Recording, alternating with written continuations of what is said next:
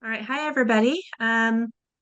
We've still got some people coming into this presentation, but I'm going to go ahead and get started because I know this is going to be a good one and that many of you will have lots of questions for Kerry and Ginger.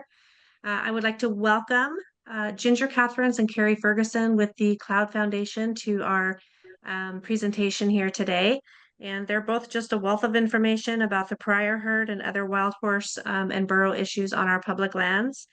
Ginger Kathrens is an Emmy award-winning producer, cinematographer, writer, and editor, as well as an award-winning author.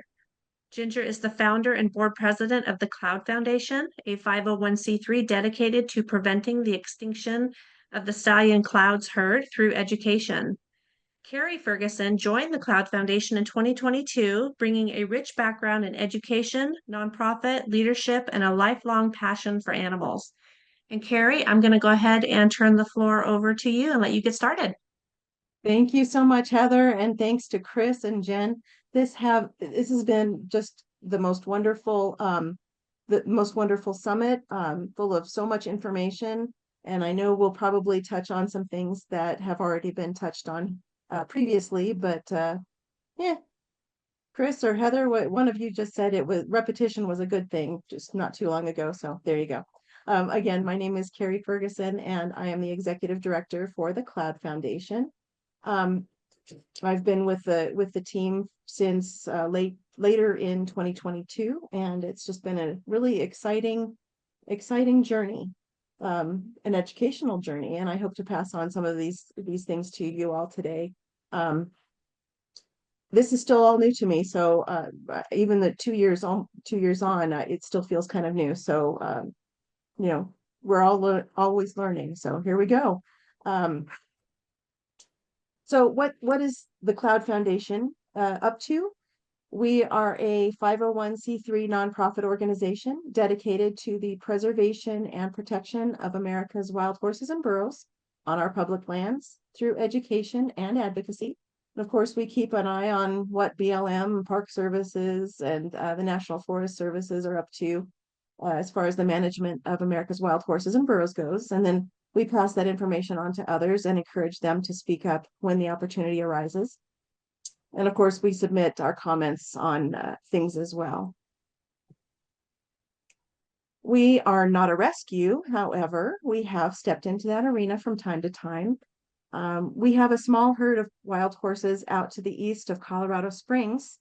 They are Prior Mountain horses that TCF adopted from a BLM auction in 2009, and we call them the Freedom Family. They're over there on the left of your screen. And then a couple of years ago, we also rescued 7 horses, 6 foals and 1 mare who escaped the slaughter truck because she didn't fit. These horses were rounded up from the Wind River Reservation, where approximately 6,500 horses were removed. And most of those horses went to slaughter. The stallions and the dry mares went directly to slaughter in many cases. And the foals were taken to kill pens along with their mothers, where they were separated from their mothers and their mothers loaded back up on the trucks to take away. And that's how we ended up with Grace, because she didn't fit on the truck. There wasn't enough room for her. So they left her and they allowed us to buy her. These horses had spent time with our vet, Dr. Lisa Jacobson, throughout their quarantine. And then 2 of those little ones came home with me. Their names are Shoshone and Kizis. And another filly, Serena, was adopted. And Dr. Lisa still has the mare, Amazing Grace, and 2 of the fillies. And the Cloud Foundation continues to support their care. And by the way, those two fillies are available for adoption. So if anybody is looking to give a formerly wild horse a home, just let us know. We'd love to give you more information. And of course, we've also been known to protest and to bring litigation. So Ginger will be talking more about our current lawsuit later on in the presentation. So advocating for wild herds. The wild horse and burro issue is pretty weakly represented in higher politics as opposed to that of the livestock issues. So that makes wild horses and burros kind of an easy target to be on the list of things that get in the way of big profit and are targeted for removal. So the first thing to do as you're looking to advocate is to educate yourself. Know the herd that you're advocating for. For instance, in the Pryors, or the Pryor Mountain Wild Horses, they are located, as Nancy said, in Montana and Wyoming, and mostly in Montana. And the Pryor Mountain Wild Horse Range is home to a historically significant herd with Spanish colonial ancestry. This herd is one of the most studied wild horse populations, thanks in part, of course, to Ginger's extensive documentation and as well as the diligent work to maintain its genetic history performed by the Pryor Mustang Center in Lovell, Wyoming. That's Nancy Cerrone and her team. The rugged terrain in the Pryors provides natural barriers, but the horses are still facing ongoing pressures from human intervention, as well as land management policies. For instance, a few years back, a big fence, Ginger calls it a BFF, and I'll let her tell you what that stands for later. But the big fence was installed, and it cut off many horses from their normal migratory lands or migratory areas. And it actually caused the death of many of those horses that liked that side of the territory there.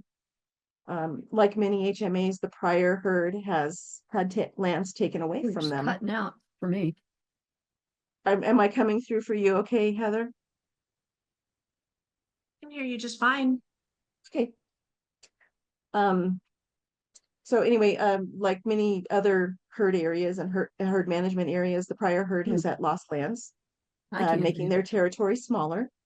But we continue to work on getting those lands restored. That process is long and difficult, and many would probably agree nigh on impossible. But that's one of our things that we keep working on. Livestock is not an issue in this particular area because the Pryor Mountain Wild Horse Range serves as a sanctuary for the horses. And so no livestock are allowed to graze in that particular area. And of course, competition with privately owned livestock grazing is one of the bigger obstacles that the majority of wild herds face as we try to protect and preserve and promote their genetic viability. We see that AML is set at a certain point, most likely to keep the livestock grazing available for them. When we make comments, also you should make note of who the managing agency is for that. Is it BLM? Is it a BLM combination with Park Service and the Forest Service? We have multiple managing agencies in the Pryors, as Nancy mentioned.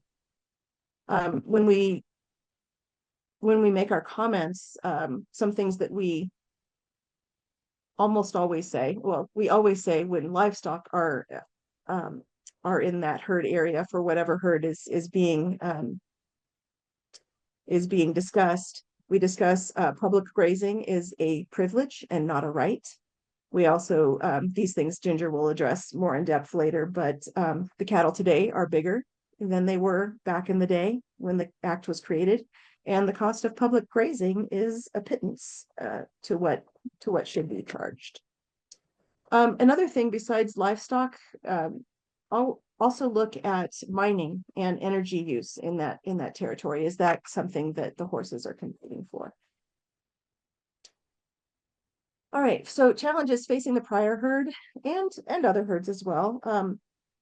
As many of you know, the Pryor herd is in the middle of an RMPEA HMAP process. So they've collected comments for these documents and their plans for managing the herd, and they're heading for a decision record being released soon. Population management. This is something that all herds face, but the BLM in the Pryors implements population control measures, including fertility control programs and periodic removals. Of course, in a perfect world, and I know Nancy touched on this, and you've heard it in other presentations as well, But in a perfect world, natural selection and that should and would be the thing that governs herd dynamics rather than invasive human interventions. The prior herd's population has been managed using the fertility drug PZP, but the current environmental assessment suggests adding the more controversial drug Gonacon to the list of fertility control drugs that are available for BLM's use. Of course, we do not support the use of Gonacon. It has no completed peer-reviewed scientific studies to back its use. And it's one that in effect performs chemical ovarectomies to mares. It causes sterility after as few as 2 applications, and it affects natural wild behaviors in ways that PZP does not. And again, it's, we'd rather not have either of those used, but this is, we live in a BLM world here. Habitat protection is another area of focus. The prior herd area is different than many other areas throughout the West. It rises in elevation and has several different topographical zones with a variety of forage types available. In many HMAs, land use competition, grazing rights, and habitat fragmentation, such as checkerboards, threaten the long-term sustainability of the ranges. And as mentioned, the prior herd area is a wild horse sanctuary, so no cattle graze the range itself. There are cattle surrounding the range, and those cattle actually do use some of the areas that were taken away from the prior herd when their lands, when the BFF was built. Water resources. This is a topic that comes up for HMAs across the board. Climate change impacts, reduced water resources. These things further complicate range health efforts. And so one way range use has been addressed and spreading the use of the range in the priors and some other HMAs is to have those water catchments installed so that the horses travel to different parts of the range instead of concentrating in 1 or 2 different areas. Let's see. Okay. Advocacy tips. We always want to put up a strong advocacy effort. Basically, the time to prepare for legal action or defending a herd is now, or long before those EAs and RMPs and HMAPs and all the other acronym planning things that they have coming. The time to plan is now. Documenting and building interest in the herd is big. Of course, Ginger's documentaries did wonders for the prior horses. And that documentation can also be used to show range and herd health at various times throughout a given year. So that can be beneficial in proving a case. I mentioned legal support. This is more for an organization, but as a private person, if you want to be involved, we know Carol Walker has joined in with efforts with various, including the Cloud Foundation, in various lawsuits. So anyway, having a lawyer available to review your comments before you make those comments in the EA process is important. They can make suggestions. Make sure you add in the proper language so that you have a leg to stand on if needed. It puts you in a better position should you need to defend the herd. FOIA information, Freedom of Information Act. If you're looking at, so first of all, look at your EA, all the documents that were released with the EA that you're commenting on. There may be references in there that don't actually have the original documents for you to refer to. No.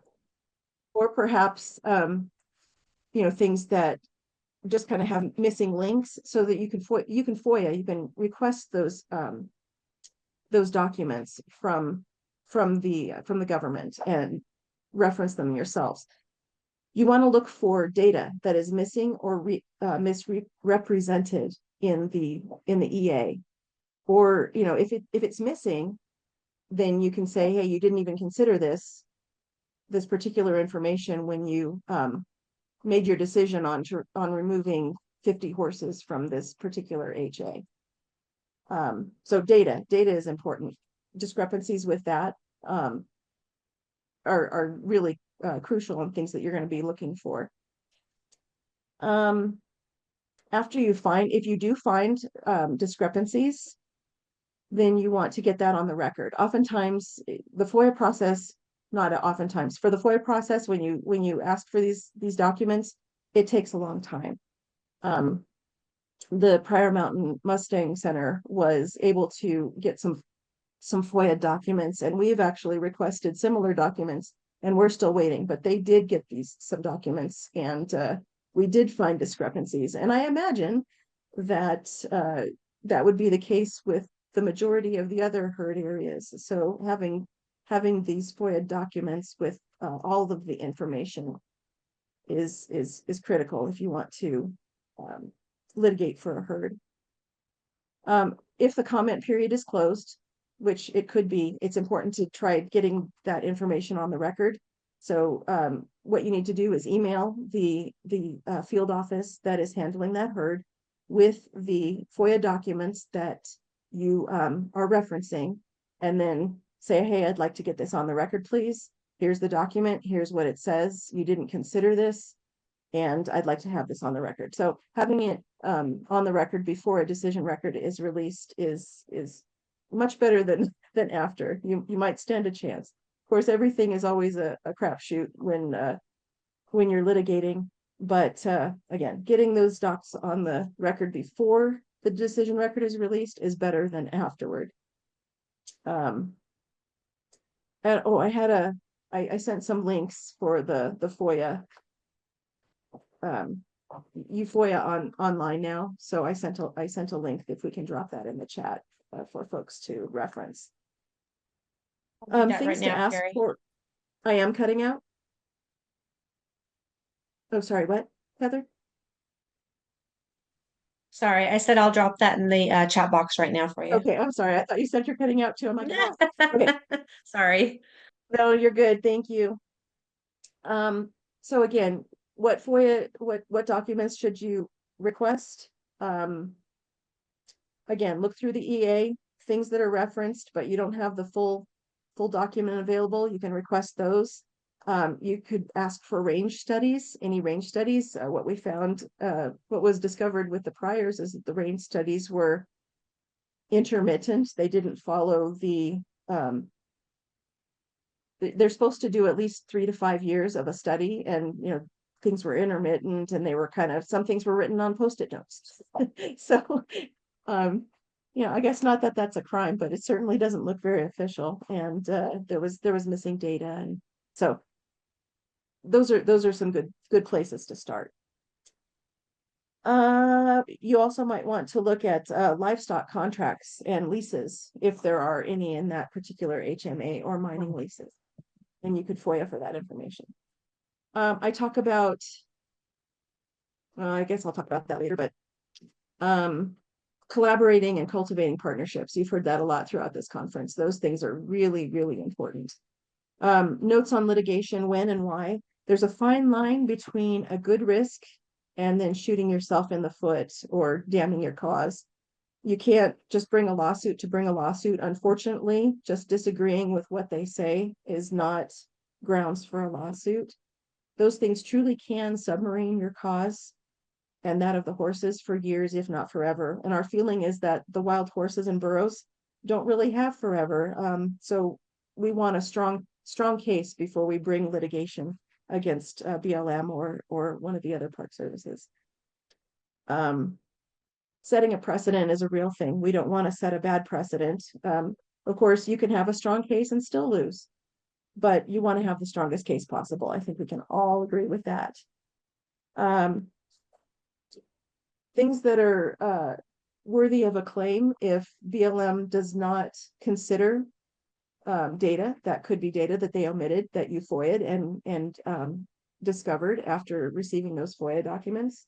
That could bring something that is litigatable. Well, anyway, that's a new word. Everybody write that one down. You also, oh, sorry. Well, I'll go with John. If it left my mind, it must not be that important, but I think it was. Oh, if oftentimes they'll respond with, oh, we can't consider this because it's not on our scope. Well, check to see if that is within their scope. We'll get into our lawsuit here in a little bit, but some things could and should be within their scope. And again, collaboration, sharing information, and partnering, huge. Ultimately, the biggest change is going to come from the congressional level, not from the BLM level. That does not mean we do not keep working on BLM. We have to, but we also have to keep an eye on the bigger picture and really work like so many of you have, like Chris has, and work on those congressional level relationships and getting things changed from there, because BLM has told us multiple times that they're working within their mandate and they can't do anything differently because this is their mandate, and this is how they interpret their mandate. So anyway, we need to get it from the Congress. All right. All right, this is a little bit of interactive stuff. What anti-horse, you guys can type this into the chat, please. What anti-horse claims do we hear the most often? Take just a second and type those in there. What do we hear the most often when we're fighting for the horses?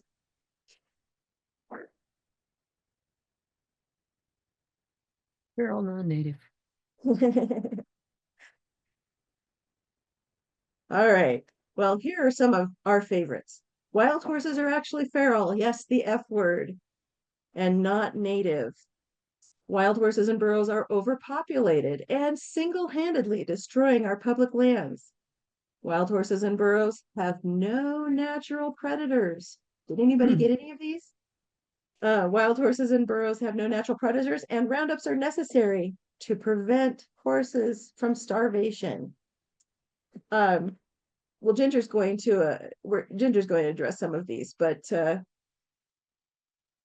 yeah, these are some of my favorites. Did anybody have any different ones?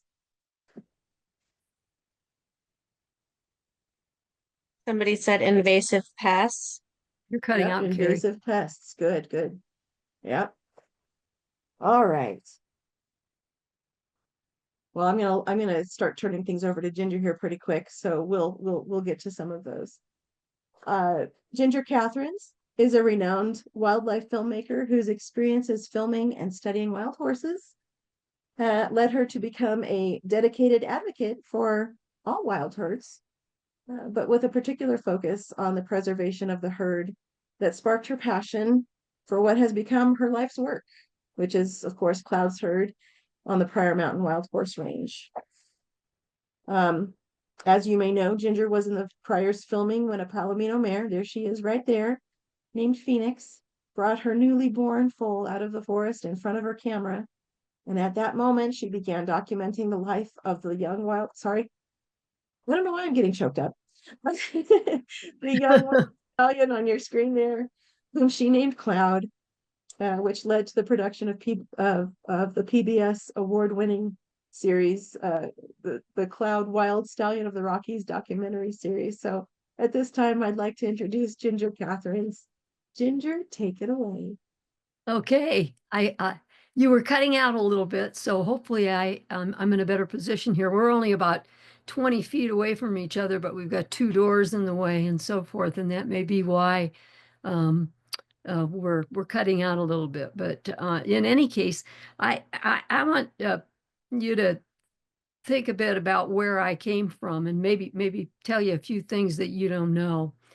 When I was a little kid, I lived on a farm outside of Bowling Green, Ohio, and we raised registered Hereford cattle. So we were Hereford people, and we showed those cattle at various events, including the county fair that was right across the road. Oh, now I'm looking at Angus cattle there, if you can see them. That's the most dominant species on our wild horse ranges are Angus, although there are other breeds of European cattle that also are, you can see those on the ranges too. So if they talk about non-native and you see these pretty black faces here, they're about as non-native as you can get. Almost all of the cattle that are on public lands, other than longhorns, are non-native. So that kind of smashes that one, doesn't it? Well, what I wanted to talk to you about was my background.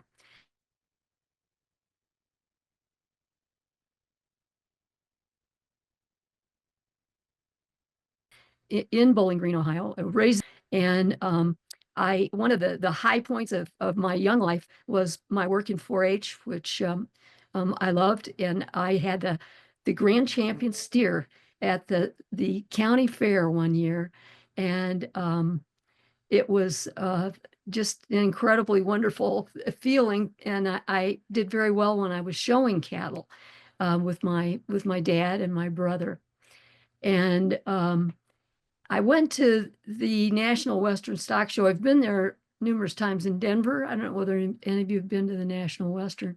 It's a big show, and there are a lot of cattle there, and it's quite an extravaganza. But I started looking at the size of my steer and thinking about it. When I had my grand champion steer, he weighed about 950 pounds.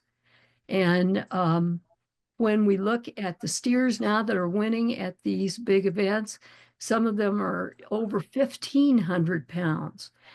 And then you look at public lands, and you realize that the equations never changed. BLM keeps those same old equations that, they're so and so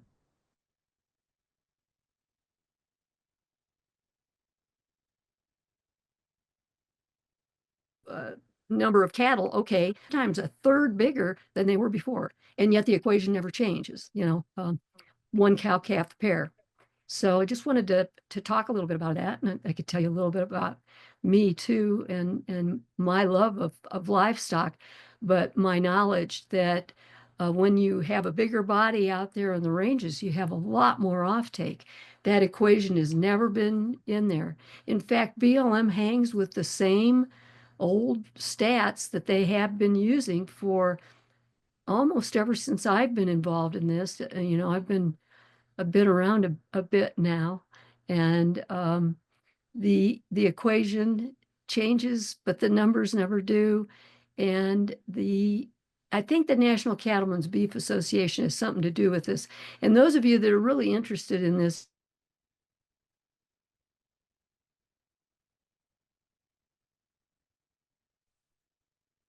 issue might want to phone up on what is the nation. One of the biggest lobbies in Congress, the BLM, who are their children almost, that they've taken under their wing, and they're going to protect these cattle, this livestock on public lands as much as they can. And they've been darn successful because they have an agency that also doesn't really want the horses there. Now that's a pretty broad statement. There are some people within the BLM who really value the horses. There's a friend of mine in northern Nevada who's really very fair in the way they look at horses on public lands versus cattle on public lands. And what else was I going to talk to you about? Kerry's kind of talked to you about our lawsuit, um, which we hope that you might give a donation for even, or at least look at what we're trying to do. Kerry really eloquently described what we're striving for, and that is to have a fair and honest look at public lands and not blame the horses for literally everything. We know there are millions of cattle out there, and we don't even know how many horses. Are there 100,000 horses? I don't know. When I first got involved with this, I had absolutely no idea how unfair the distribution is of livestock versus wild horses. Most of us, at least kids like me who grew up watching the Lone Ranger and stuff like that, we love horses. And it's hard for us to even embrace the idea that people there are people that don't like horses. Wow. And that just, I just don't get that at all. But I think I've covered the little bit that I wanted to reveal about me and where I came from. And the fact that I do have come from a livestock background. And so I think I understand raising livestock. But see, ours was a family farm. We owned the land where our cattle lived. We weren't given almost a free ride out there on public lands. And the public lands don't belong to the BLM. They belong to the American public. And so we should have a say in this. And I strongly believe that we can make a difference. I think we've made a difference. We may not know it, but I do believe that because we're here, because we stand up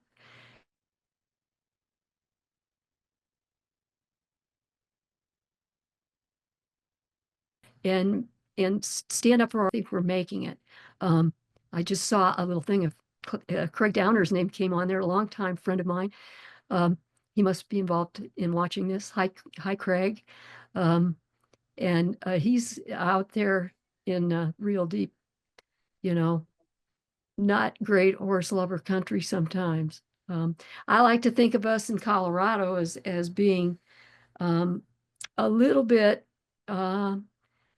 more caring about our wild horses. I think we're lucky that we've had an administrator and senators in Colorado that have helped us to keep the horses that we have in Colorado safe. Having said that, we've lost herds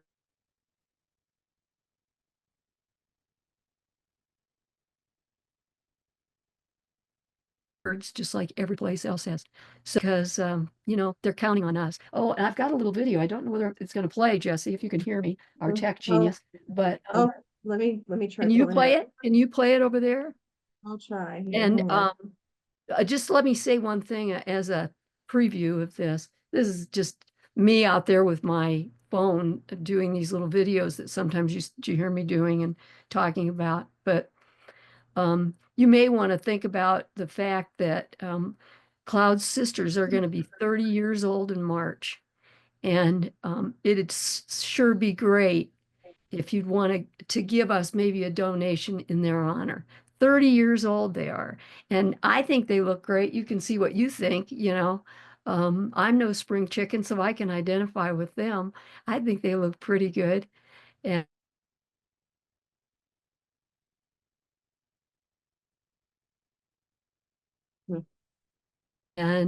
so you want to try to for me? I don't know how many of you have had a horse that lived to be 30. Cynthia, I think you did. It's trying to play, but it's not hiccuping. I could be wrong on that, but I was thinking it was 30.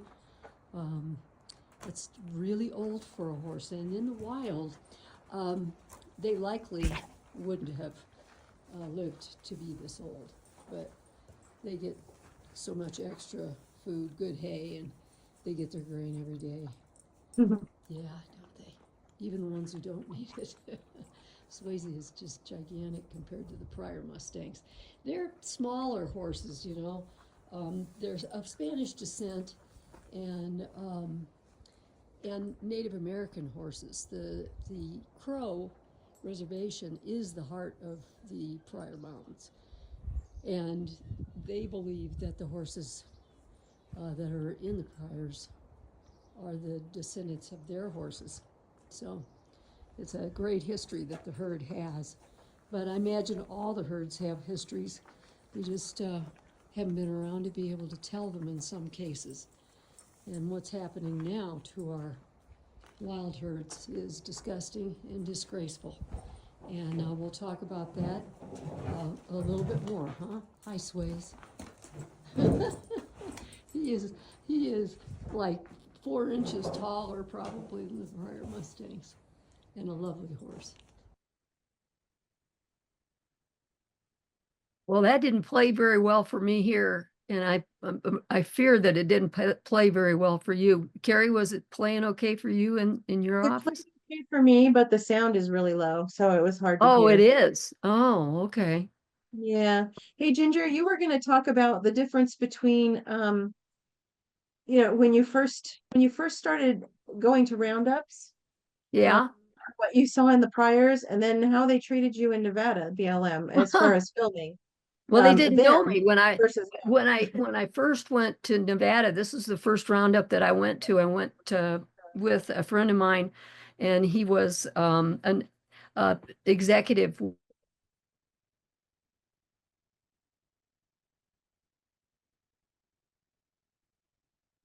with the Olympic Committee that's together. They didn't know who we were, and they let me do anything. They let me stand on top of the vehicles and take pictures. They allowed me to get under the jute. The jute is the fabric that probably, the fabric that they put up so that the horses think it's a solid wall when they're running into the trap. They let me be underneath that and lift it up and take pictures and video and everything. Um, but when I saw what was happening at these roundups and the foals that were left behind. And the cowboys were pretty good in this roundup. They went out and got them and so forth. But the noise, and back then they had a siren that was on the top of the helicopter. So it's this, I was pretty scary. I was scared,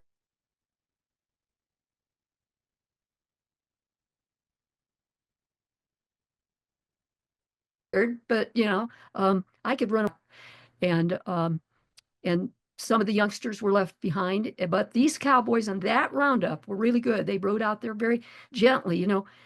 Anymore now, I just don't think the quality of the people that they have care about what they're doing the way the first roundup that I was at, and I had dinner with, the people and got to know them. They really cared about what they're doing. I don't think that's the case anymore at all. They treat the horses like they're trash. Um, and they run them into fences. And Kerry, tell about the roundup that you were at on the western slope of Colorado. Tell them that story. Little Book Cliffs. We were over at Little Book Cliffs last September, and I had met an advocate, a filmmaker from France. She was coming to film some roundups. She's doing a piece to bring this issue to Europe. Um, anyway, the first few days we were like 2 miles away from the trap site, so we were on a cliff. I'm afraid of heights. We're on a cliff, looking across a big valley to where they had the trap site set up. So you couldn't really see anything there. You saw some dust every once in a while. You saw the helicopter, but you really couldn't see the horses too much. Um, with really good binoculars, we could get some,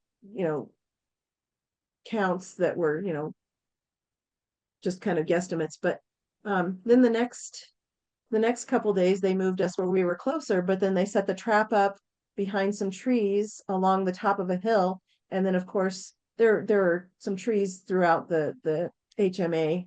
But actually I guess this would be considered an HA because there's no cattle. Anyway, that's that whole debate we were talking about a couple presentations ago. So we couldn't see the horses really running too much. Every once in a while you'd see them get chased through some trees, and then you'd see them for about 5 seconds as they got them to the top of the trap, and then the trap itself, or to the jute, and then the trap itself was behind trees and trucks and things like that. So we couldn't see anything of there. As we were leaving that trap site, they were going to be moving the trap site the next day.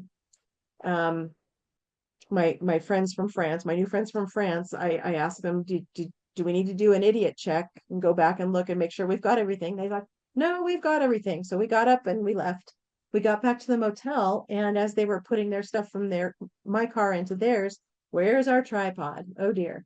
So they had been planning to take more vacation time because they were going to be leaving the country soon. But now that the tripod was an issue, it Cut was still out. out on the range. Um, they had to come back to grab that. So BLM actually did grab their tripod for them and bring it in. So they were at the roundup and filming the last day when the helicopter was chasing a mare foal and another mare from a band, and they drove her. There was a ditch, and it looks to me like she didn't see the ditch, and her hind end slams into the bottom of the ditch, and of course snaps her leg and comes up out of that completely broken. So things like that, you just never know if they're being reported properly. I mean, Oh, they yeah. could potentially say this was an pre-existing injury, I guess, when if the mare got in, maybe the mare wouldn't have ever made it in, and maybe she would have died out on the range. So anyway, that's why it's important for complete and transparent, meaningful observation, and that it's a small thing, but a big thing at the same time. That's what would be important, why it would be important to have cameras on helicopters, at trap sites, and in the temporary holding. Oftentimes we don't even get to see temporary holding. Little Book Cliffs we were not allowed because it was on private land. Now, when we were up at North Lander, that temporary holding was on private land. Janine Dalla was there with us, and as she said, they hurry us right through. They tried to let us pause to take pictures and whatnot, but they walked us all the way around the thing and sent us on our way to keep the horses safe because they were agitated. One thing that Marion, the filmmaker from France, said to me, and I agreed with her 100% because I had thought the same thing. When you're at the roundup and you can hear those horses in the trap pen and then in the temporary holding pen, they make cries and calls that you don't hear. When you take your horse and go for a trail ride, the horses that you leave behind call to them, but this is something completely different, and it's absolutely heartbreaking and soul crushing to hear. So anyway, cameras to get that Yeah. transparency. Right. And I don't know who are listening, but go to a roundup. Try to go to a roundup. You have a lot more gravitas if you have experienced this, not just on TV or somebody's video camera or whatever, but you were there. And then you become a super advocate for the wild horses because you know what you're talking about. I think it's important to have been there, to have seen for yourself, like Kerry just described. Being there makes a huge difference in your ability to stand up for the horses. So go to a roundup, but be polite and if you have to stand behind a tree, which they'll put you there so you can't see, there isn't much you can do about it. I don't advocate ever um, being nasty to the BLM or breaking the rules, um, but take it all in so that you can then express what you've seen elsewhere. And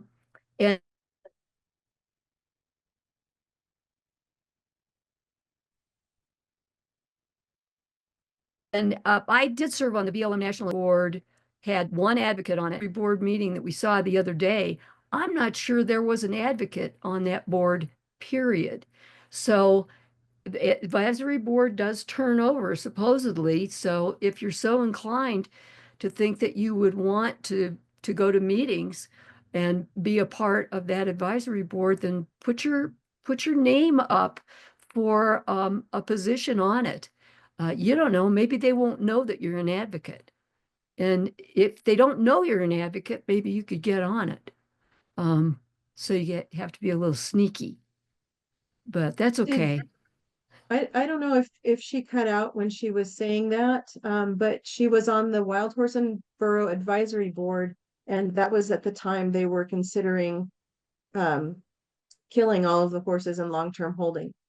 So I don't know if you guys heard that, but she was the one voice that said no. And then, of course, the court of a public That's opinion correct. jumped in and nipped that in the Yeah, bud. Kerry was saying, and I know we're cutting out, so I hope people don't think we're a bunch of idiots here, but the advisory board is unanimous now. There's not even a single voice that I heard at that meeting that would stand up to the BLM and say, these animals are protected by an act of Congress. They have dedicated lands that have been stolen from them. Anyway, I get a little emotional about this, but I know you'll all do what you can, and hopefully some of what we're saying is that you're able to hear some of what we're saying. Kerry, do we have?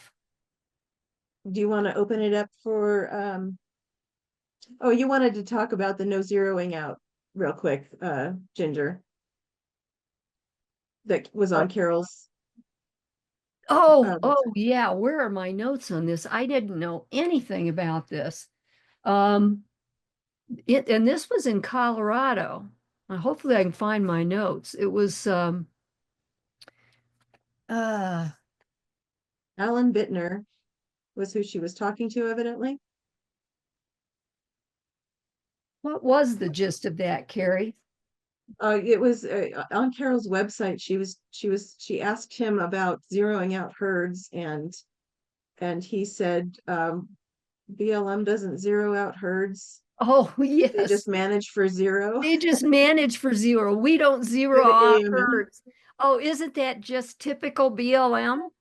I mean, That is that the is so ridiculous thing BLM. I've ever heard. Yeah, yeah, yeah. Well, unfortunately, some of the quality of people that is with the BLM, they aren't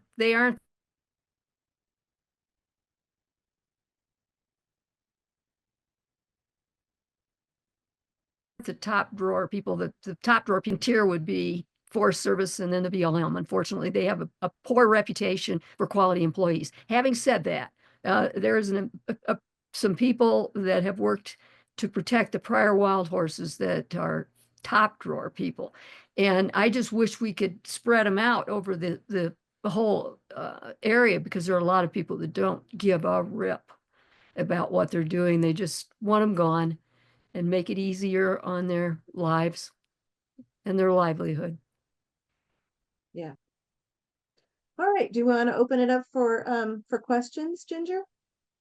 Oh, sure. Yeah, hopefully we're not cutting out so bad that people can't have heard. But anyway, yeah. No, okay. It seems like once you cut out Ginger, it speeds you up a little bit, and we get caught up on mostly with what you were saying. So I think it's okay. We're definitely getting 98% of what you're saying for sure.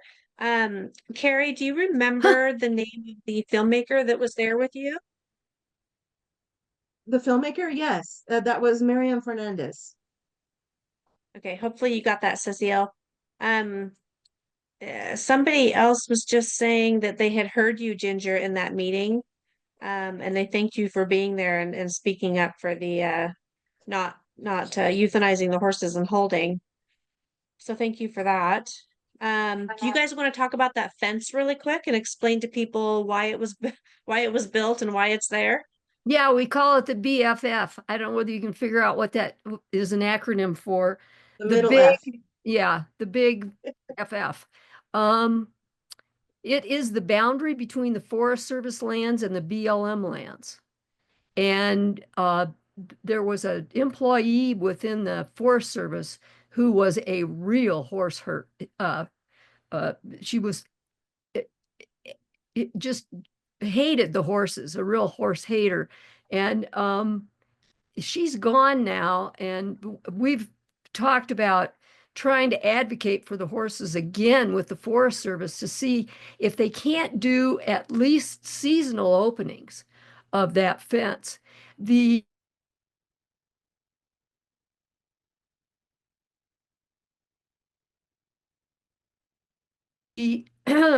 outside the beneath dead trees down there, it could take the whole place down.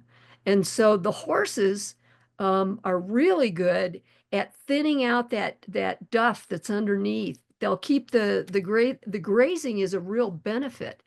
And the way they graze is different than the way the cattle graze. The cattle pull up the roots of the plant, whereas the horses really cut that top down and thin it out a little bit just by walking around in it. So that's something that at the Cloud Foundation, I think we want to try to do it. I know whether Nancy Cerrone is still maybe on this call, and because I know she remembers the days when they could go out in this big expansive Forest Service lands. It was just beautiful. And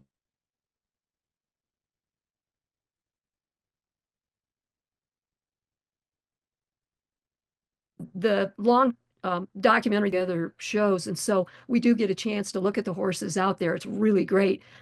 They would go out in this big open area, and there were areas that where the ground had dropped or something, and it would fill in with snow, and then that would tromp down, and the horses would run out into these big openings, just spectacular, and they'd go and stand on the snow, and that would cool them off, and we called it the snow craters.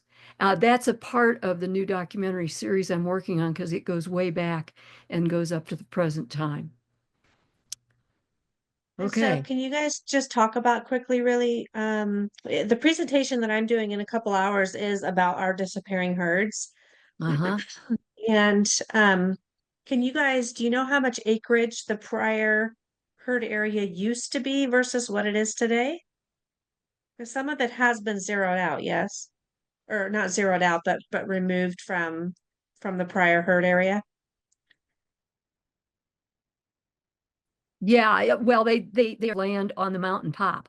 The mountain's small.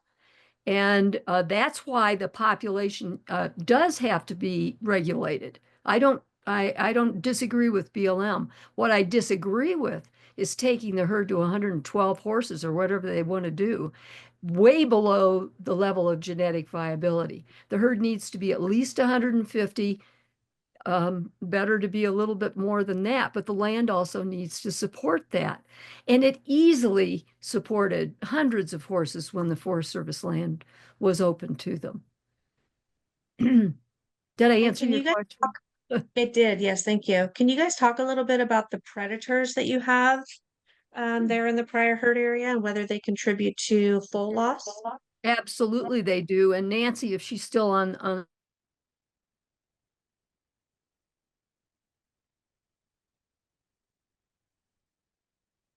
I don't know if she's still there, but there's of wild horse foals, even occasionally an adult. And the Cloud Foundation supports the protection of predators because there could be natural predation in other areas if they didn't go out and kill all the predators.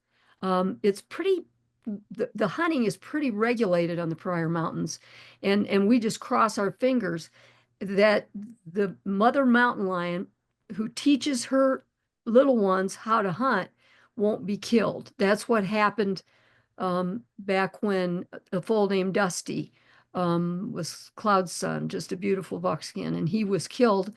And then they came in with hunters and killed the mother mountain lion, and she had babies in the den. And so um, I love wildlife. And I love the natural system, and we have to work so hard to keep it as natural as possible. And that includes predation. Yes, it does, right? I have a couple people asking when the new documentary will be out. Well, I'm sitting here looking at it. We've done about 2.5 hours so far. And it'll be a while because I'm only on you know, some of the horses that become big stars in this aren't even born, like Encore. So I've got a ways to go yet. If I could do only this, I would think within a year maybe we could have it done. But we do the advocacy part. We visit the herds, and I think those are important too. So it'll be a while though. Well, Okay. Ginger, you've got Well, the we'll first episode it's in post-production. We've got it with the sound effects person, and orchestration and all that good stuff is going in. So maybe that first episode will be available for some screenings. It might this fall, maybe. We might I'd have like to, I'd wet like truck. to have them complete more than just one at a time. But yeah, keep on it, Kerry. Tell me to get my butt in gear. Can you guys just again cover your, I'm not sure if I missed it somewhere, but can you just go over the lawsuit again really quick, what it's all about? Kerry, yeah, Okay. better at Uh, that than I am. So this lawsuit is a First Amendment lawsuit. Kind of like somebody mentioned in the comments, cameras on cops.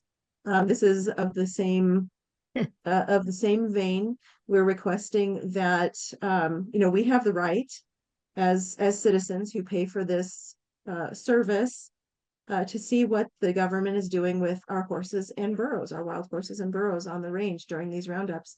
And, Ah, logistically, that we out again. understand why we can't be on every part of the range and see everything. So cameras, in addition to in-person observation, because that's important, cameras in addition to that in-person observation would give more complete transparency of the entire operation. And we all behave a lot better when we're being watched. So best case scenario, well, we want to expose what goes on during roundups. For one, they can't be humane for helicopter roundups. They can't, because they're being driven by helicopter, and we want people to see that. And the majority of the American public does not see this. And so the best case scenario is that the public sees this and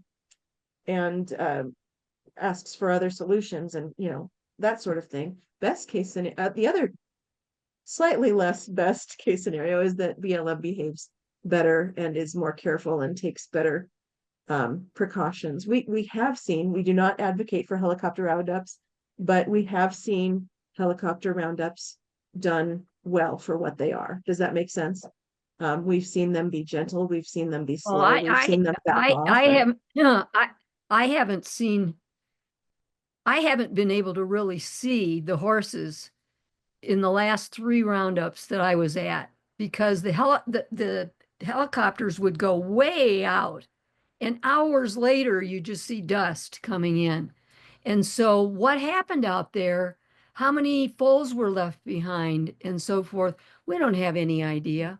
Um, they're talented pilots, I think, but just inherently the noise and the danger it's obvious to me at least. So the lawsuit is specifically requesting that BLM use cameras on the helicopters then?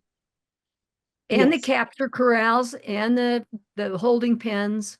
So not just the Awesome. run-ins, but with the helicopter, but also what happens in those capture pens as well. Absolutely, absolutely. Um, Ginger, can you talk a little bit about where people can find your previous documentary that you have out there? Well, it's available on our cloud store, isn't it, Kerry? We are actually working on getting new stock, but yes, it will be again. We're also looking at getting it on like Amazon Prime for streaming. So we're kind of in a dip right now, but it will be available again. Yes. And Craig is just commenting that the GoPro video cameras on helicopters would reveal a lot of mayhem on the wild horses and burros. And this is why it is resisted, of course, by the BLM and Forest Service, and of course the contractors themselves, right? Like they don't I want us agree to filming know what them. happens. I mean, they're out there for hours. They're out there for hours. They're out there for Yeah. hours, you guys. Um, you don't know what's going on. And if one goes out, if somebody goes out to the range after a roundup, you can often encounter terrible running accidents or horses that maybe passed away because they were chased by the Mhm. helicopters. And that's something that a camera would pick up while it's happening, but something that most people never discover unless you're out there on the range afterwards. I agree. Yeah, you find And the bones with the marrow still fresh inside, and you don't know what happened to those animals. That maybe they just died, obviously that happens, but um, when it's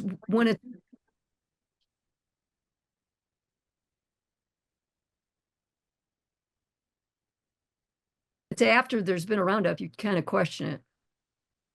Oh yeah, absolutely.